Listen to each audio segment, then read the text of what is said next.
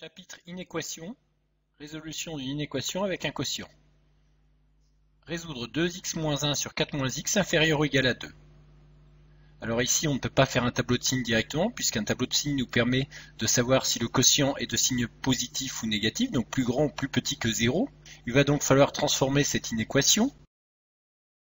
Ce qu'il ne faut surtout pas faire, c'est utiliser les produits en croix, c'est-à-dire écrire que 2x moins 1 est inférieur ou égal à 2 facteur de 4 moins x, puisqu'une inégalité change de sens quand on multiplie par un nombre négatif et on ne connaît pas le signe de 4 moins x.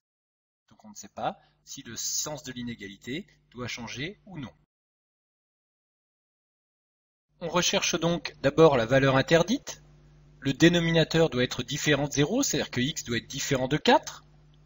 Pour tout réel x différent de 4, on va donc transformer cette inéquation. On va se ramener donc avec un 0 dans le membre de droite pour pouvoir étudier le signe ensuite.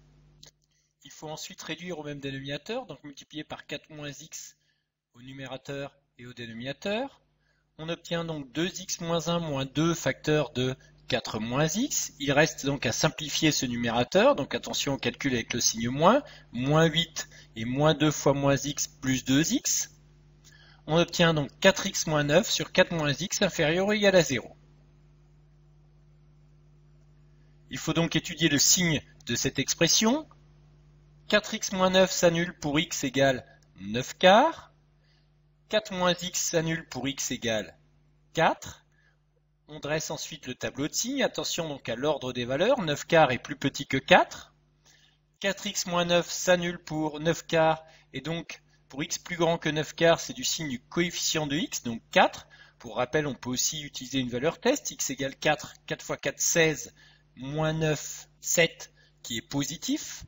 Donc le signe plus est à droite du 0. On a une fonction affine croissante. 4 moins x s'annule pour x égale 4. À droite du 0, donc signe du coefficient de x négatif. On peut aussi utiliser une valeur test, par exemple x égale 5. 4 moins 5 moins 1, donc le signe est négatif pour x plus grand que 4. Signe du quotient, négatif.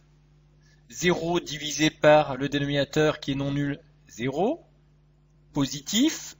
La division par 0 est interdite, 4 est une valeur interdite, ne pas oublier la double barre. Et ensuite négatif. On voulait que le résultat soit donc de signe moins ou bien égal à 0, ce qui nous donne donc x plus petit que 9 quarts inclus, ou bien x plus grand que 4.